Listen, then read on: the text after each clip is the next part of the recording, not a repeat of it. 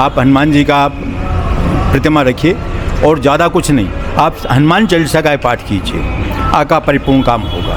अगर फिर भी नहीं होता है तो सबसे पहले एक पाठ संकट मोचन हनुमान जी का पाठ करेंगे, एक पाठ बजरंग बाण का, और उसके 11 लगातार आप हनुमान जी हम वहाँ पूजा करें। तो वहाँ बाबा ने बिल्कुल दर्शन दिए हैं, जैसे बंदर के स्वरूप में हमारे पास में आए, दर्शन दिए, बहुत आनंद किए। और मैं जिनको भी बाबा की सेवा बताता हूँ और वो करते हैं, उनका परिपूर्ण काम होता है। ऐसे दृष्टांत हैं, डॉक्टर ने किसी आदमी को बोल दे भाई इसका ठीक नहीं होगा, असाध्य रोग है, और हमने बाबा के हाथ से उसको कोई चीज़ दी और उसको उसी प्रकार से किया, उसने बाबा ने सफलता कर दिया। बहुत बड़ी बात है, ये तो बहुत बड़ी कृपा वाले बाबा हैं। माँ बाप हैं हमारे, सब कुछ हैं, बाबा हैं, क्यों नहीं करेंगे ये सब। 11 दिन एक ने विश्वास किया कि ऐसा कोई कार्य नहीं जो हनुमान जी नहीं कर सकते। कौन सो काज कठिन जग माई जो नहीं होता तुम्हें, ऐसा कोई कार्य नहीं ब्रह्मांड में जो नहीं करेंगे। मेरे छोटा कार्य नहीं कर पाएंगे क्या? आप जैसा आप ऊपर हाथ खड़ा करके उसको सुपुर्द कर देते हो, अंडरस्टैंड। बाबा को बस उसी प्रकार आप अंडरस्टैंड हो जाएगी, प्रभु बाबा आपके ऊपर है, आप जो चाहिए वो कीजिए, मेरे को मैं आपकी शरण में हूँ बस। इसलिए बाबा सब कुछ करने के लिए तत्पर रहेंगे आपको। जिसके सब कुछ यहाँ हनुमान है, जिसके जान प्राण मान सम्मान है। जो फकीरी में मस्त मलंग है, उसका रुतबा जहाँ में बुलंद है। वो जिस पे हनुमान का ही चढ़ा रंग है, उसका रुतबा जहाँ में बुलंद है। वो जिस पे हनुमान का ही चढ़ा रंग है, उसका रुतबा जहाँ में बुलंद है।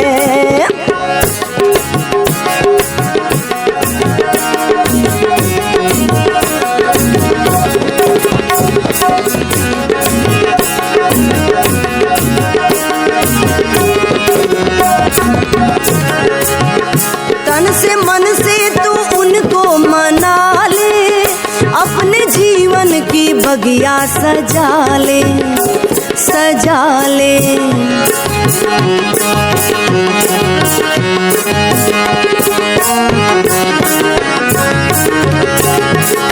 तन से मन से तू उनको मना ले, अपने जीवन की बगिया सजा ले। जो उन्हीं की रजा में रजामंद है, उसका रुतबा जहाँ में बुलंद है। जो उन्हीं की रजा में रजामंद है, उसका रुतबा जहाँ में बुलंद है। जिस पे हनुमान का ही चढ़ा रंग है, उसका रुतबा जहाँ में बुलंद है। वो जिस पे हनुमान का ही चढ़ा रंग है, उसका रुतबा जहाँ में बुलंद है। जिसको हनुमान का हो सहारा, दूर उससे नहीं है किनारा।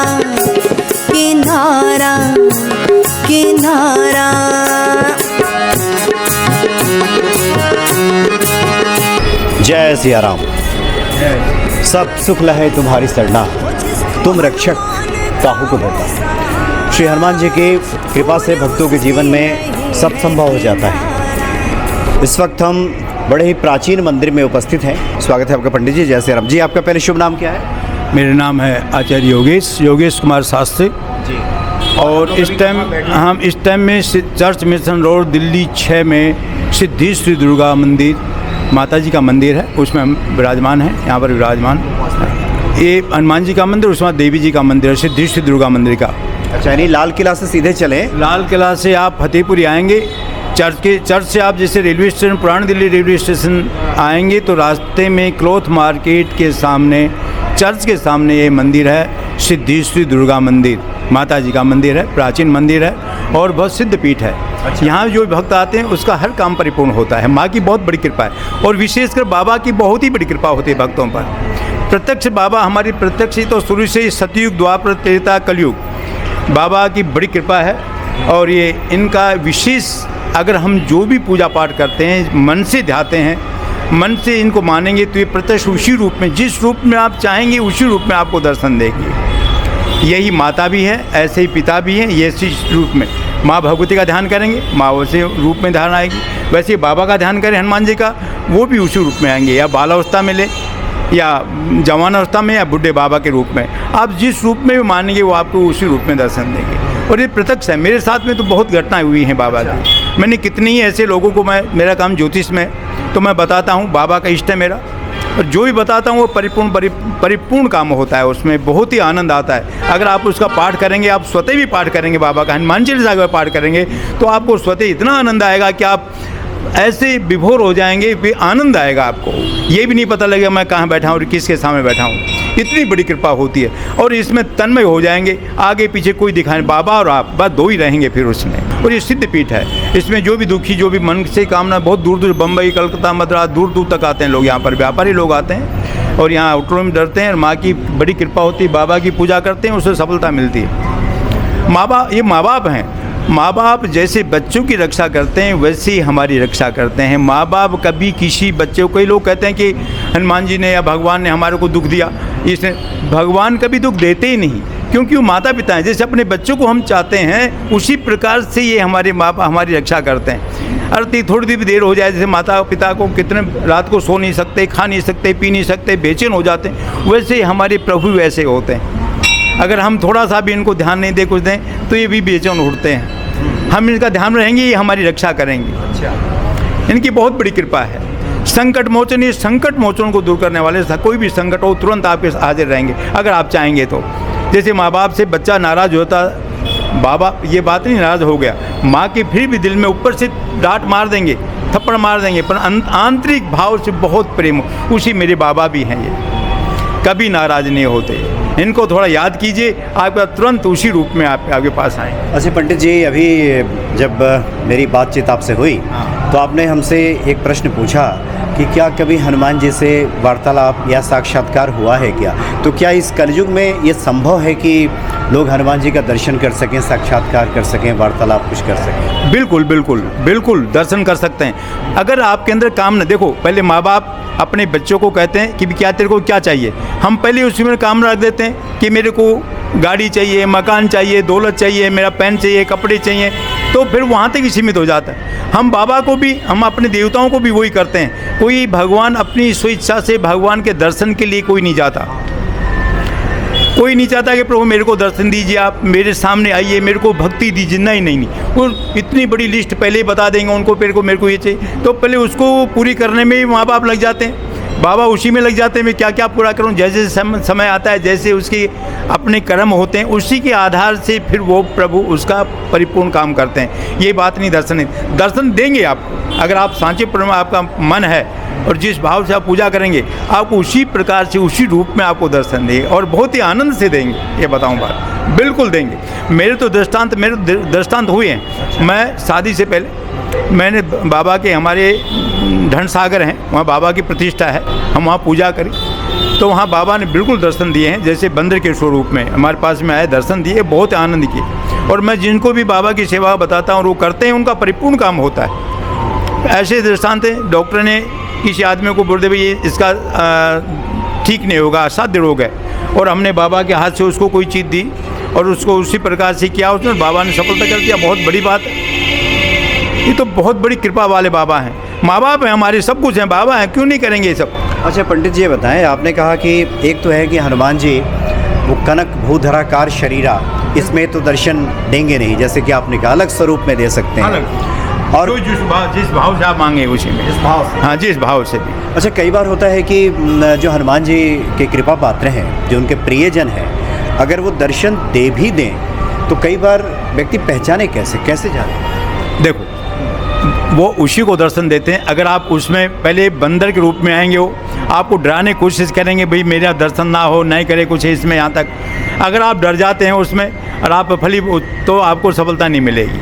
अच्छा, हाँ ये तो निश्चित है, ये प्रत्यक्ष बात बताता हूँ आपको। बात आपको डरना नहीं है, और बाबा को रूप में मानिए आप, अरे गुरु के रूप में मानिए। मैं तो ये कहता हूँ जय जय जय हनुमान गुसाई कृपा करहूँ गुरुदेव की नाई।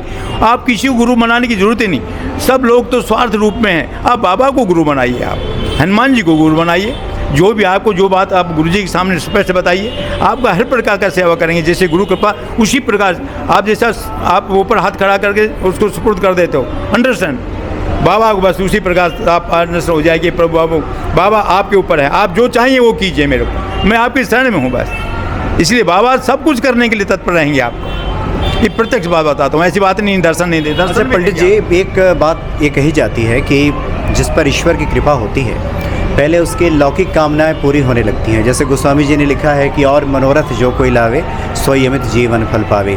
माता का मंदिर है, दुर्गा सप्तशती में भी है कि यम यम चिंतित काम तम तम प्राप्नोति निश्चितम। बिल्कुल, पहले मैंने आपको ये बात पहले बता दिया कि लोग 99% क्या 100% अपनी कामनाओं की पूर्ति के लिए ही पूजा पाठ करते हैं देवताओं की। हम बच्चे को लेंगे तो पहले अपनी लिस्ट बताएं, भाई पापा मेरे को ये चाहिए।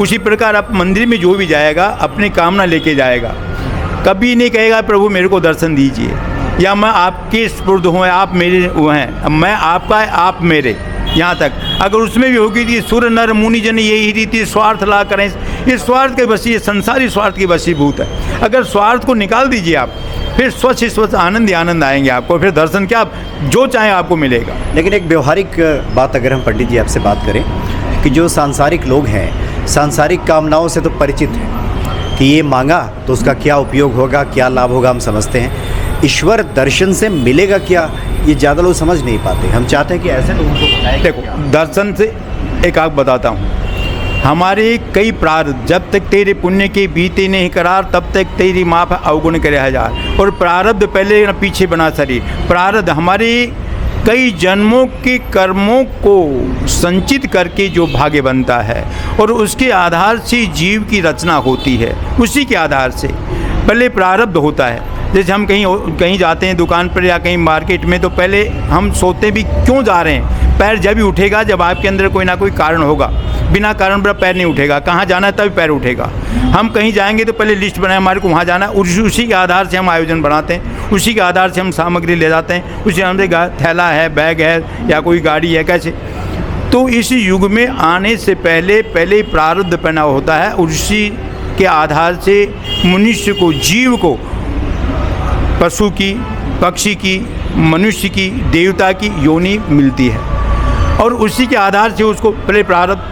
अब उसी के आधार से आदमी की, मनुष्य जीव की कामना भी होती है, जैसे जैसे योनि में जाता है। अब योनि में जिस योनि से जाएगा पहले तो अपनी पूर्ति करेगा भी, खाने के लिए, दो बच्चों के लिए, परिवार की जैसे उनकी भावना होगी और जैसे संग में रहेगा। देखो एक और बात बताता हूँ, वो बात सबसे बड़ी, जीव के साथ साथ संसर्ग भी होता है, संस्कार भी होता है, खून का रिश्ता भी होता है, संग का रिश्ता भी होता है। कैसे संग में है, कैसे प्रारब्ध हैं उसके, सब चीज़ों कुछ करने, कुछ कर्मगत, कुछ पूर्वलय भाग, तो सबको मिलकर के ये जीवन आप व्यतीत करना पड़ता है और उसी के आधार से आदमी को जन्म लिया जाता है और उसी आधार से उसको काम करना पड़ता है। ऐसी बात आपने कहा कि इस युग में यह संभव है हनुमान जी दर्शन, ऐसी बात। अगर हमारे अंदर कामना नहीं होगी, 99% कामना पहले आएगी कहीं भी जाएंगे जब, क्योंकि बिना कारण तो कोई कार्य होगा ही नहीं। अगर हम कामना को साइड में रख देते हैं और उनका चिंतन में लग जाते हैं तो इससे क्या होगा कि मोक्ष की प्राप्ति होगी। मोक्ष की प्राप्ति से क्या होगा, जैसे हम भगवान हनुमान जी के दर्शन किए तो हनुमान जी हमारे को ऊपर ही सीधे बताएंगे भी नारायण के दर्शन करो, नारायण का मिलन करो। जैसे तुलसीदास को भी उन्होंने कहा कि तुलसीदास को दिया था, उन्होंने भगवान के दर्शन कराए थे तुलसीदास जी को भी, भगवान को हनुमान जी नहीं करवाए थे। चित्रकूट के घाट पे भरी संतन की भीड़ और तुलसीदास चंद्र तिलक करे रघुवीर, उन्होंने पहले ही बोल दिया था ये बात। तो अब प्रभु उसी प्रकार से हमारे को खुद दर्शन देंगे और वो ही फिर बाद में भगवान नारायण तक हमारे को पहुंचाएंगे। और जब नारायण तक पहुंच गए तो फिर तो आनंद ही आनंद, फिर तो क्षय शरीर उनमें लय हो जाएगा, मोक्ष हो जाएगी, मुक्ति हो जाएगी। पंडित जी, आप तो पूजा कर्म में लगे रहते हैं और आपने कहा कि हनुमान जी तो साक्षात्कार भी अलग अलग रूपों में आपका भी हो चुका है। अब एक बात यहाँ पे आती है कि बहुत से लोग हैं जब किसी कामना के तहत मंदिर जाते हैं, जैसा कि आपने कहा कि 90-95% तो लोग इसलिए जाते हैं। जब बहुत से लोगों की कामनाएं पूरी नहीं होती तो संत जन कहते हैं कि प्रारब्धवश ऐसा नहीं हो रहा। और जबकि हनुमान जी के बारे में गोस्वामी जी ने लिखा है कि जन्म जन्म के दुख बिसरावे, इधर भगवान शिव भी हैं कि भावी मेट सकहि त्रिपुरारी, भवितव्य मिटा दे। आपका अनुभव इसमें क्या कहता है कि अगर किसी की मनोकामना पूरी नहीं होती तो क्यों ऐसा होता है? देखो ऐसा है, आपको एक दृष्टांत बताता हूँ मैं, प्रत्यक्ष दृष्टांत। मैं क्लॉथ मार्केट बैठता था, भारद्वाज ज्योतिष कार्यालय पंडित जी के पास, तो वहाँ कहीं पूछने ज्योतिष का काम आते थे। जो जिनका कार्य नहीं होता तो जिसके पास जो इष्ट होता है, जिस पंडित शास्त्री जी के पास जो महात्मा जो इष्ट है उसी का आराध्य बताते हैं, उसी की पूजा पाठ बताएंगे। जो देवी का देवी बताया, भैरू का भैरू बताएगा, बगला बगलामुखी, हनुमान जी हनुमान जी का। तो पहले उसने क्या काम किया, हनुमान जी वाले हमारे पास पहुंचा, हनुमान जी के उसको बताया भी 11 दिन हनुमान मार्केट वाले पे जाइए और 11 दिन पूजा कीजिए, आपका सफल बिल्कुल परिपूर्ण होगा। मन से कीजिए, बाबा सबकी करते हैं, सब जो भी आदमी बाबा की पूजा करेगा उसका परिपूर्ण काम होगा। 11 दिन एक ने विश्वास किया कि ऐसा कोई कार्य नहीं जो हनुमान जी नहीं कर सकते। कौन सो काज कठिन जग माई जो नहीं होता तुम, ऐसा कोई कार्य ब्रह्मांड में जो नहीं करेंगे, मेरे छोटा कार्य नहीं कर पाएंगे क्या? बाबा ने उसका पूरा परिपूर्ण काम कर दिया साहब। और एक मिनट कह रही यार क्या होगा पता नहीं, बाबा जी क्या इतने थोड़ जाएंगे, चलो जैसे पंडित जी ने शास्त्री ने बताया वैसे करता हूँ, कोई बात नहीं, करने में क्या दोष है, इतना घूमता है। हुआ क्या कि जिसने विश्वास था, विश्वास को फलदायकम, विश्वास से मन से इच्छा से जैसे बताया वैसे ही उसका काम परिपूर्ण हो गया और उसका नहीं हो पाया। क्या हुआ, बोलो भाई 10 दिन बाद में दोनों मुलाकात बीत रहा का, मेरा तो काम हो गया, अब आप मेरा नहीं हो पाया, अब क्या करें, चलो फिर दूसरी जगह चलते हैं। तो यहाँ पर मालेवाड़ा में रहते थे हमारे एक शास्त्री जी, उनके वो देवी का इष्ट था उनको, क्या आप ऐसा करें, गुप्त नवरात्रि आ रहे हैं, गुप्त नवरात्रों में जो भी काम करेंगे देवी परिपूर्ण करेगी आपका। देवी जी की फोटो लाइए, आप लाल कपड़ा बिछाइए, चंदन रोली तिलक कीजिए, फूलमाला पहनाइए और दुर्गा चालीसा सप्तशती का पाठ कीजिए। ठीक है, बोलो भाई, उसके मन में फिर भी शंका कि पता नहीं होगा कि नहीं होगा, जैसे हनुमान जी नहीं किया अब देवी कहाँ कर पाएगी, शंका है उसके दिल में। करते करते वही पाठ चालू, बैठ करके आसन पर बैठ विराजमान, दीपक जलाया, कलश रखा, स्थापन कर दिया, देवी का पाठ चालू कर दिया। करते करते 9 दिन हो गए उसको। एक दिन क्या हुआ कि धूप जला रखी थी, तो धूप की लो ऊपर जा रही थी, ऊपर खाने में उसने हनुमान जी को रखा हुआ था, नीचे देवी थी, ऊपर हनुमान जी थी, हनुमान जी की प्रतिमा बना रहे मिट्टी की रखी थी वह हनुमान जी। तो उसने क्या काम किया, सोचा कि भाई हनुमान ये देवी कैसे प्रसन्न होगी, जो इस धूप जो है इसकी लुक जा रही है, जो गंध है इससे सुगंध हो तो पूरी हनुमान जी खींच रहे हैं, सारी ऊपर बैठे हैं, वो कैसे हो पाएगी, ये तो हो ही नहीं सकता, देवी कैसे प्रसन्न होगी।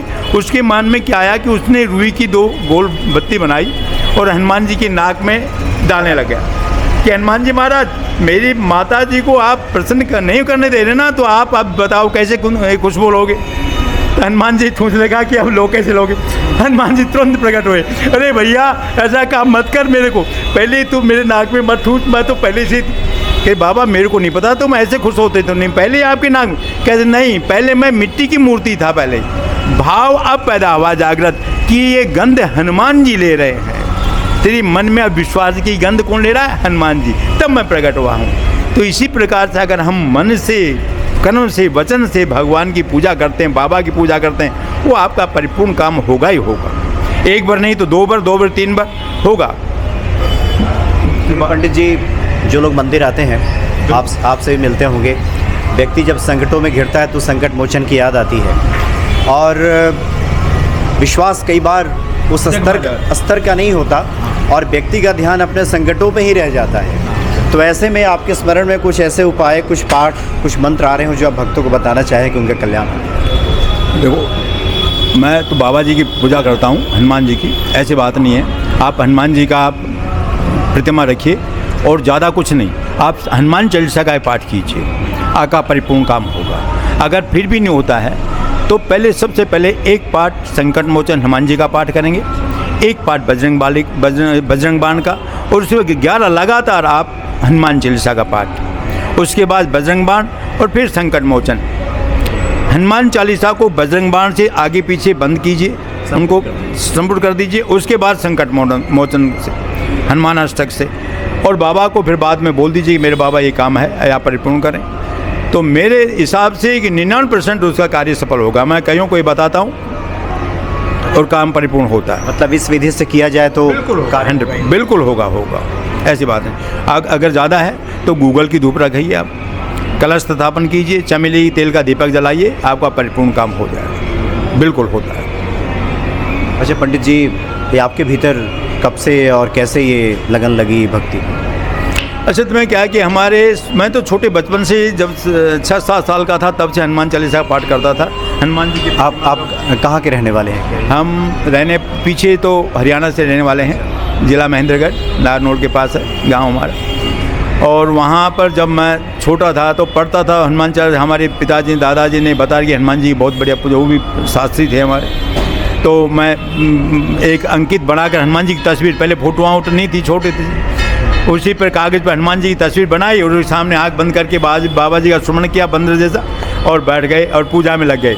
शाम को रात को कहीं भी बैठ जाते पूजा होते, और मेरे को, मैं ताजुब करो, उस टाइम में बंदर मेरे पीछे भागते थे। अच्छा। हाँ, हमारे एक धन सागर है, वहाँ पर प्रतिमा बाबा का मंदिर बना हुआ है, तो मेरे पीछे भाग, तो उस टाइम मेरे को डर लगता था। उस टाइम डरते तो ऐसे पता, मैं बाबा से मैंने बोला, बाबा ये ऐसी बात कि डरो मत, डरेंगे तो फिर बाबा नहीं आएंगे मेरे पास। परंतु मेरा कार्य परिपूर्ण होता था जिस टाइम, मैं जो भी जिसको बोल देता उस टाइम से मैं पूजा करते करते करते, अब इसी का इष्ट हो गया, इसी की मैं पूजा करता हूँ।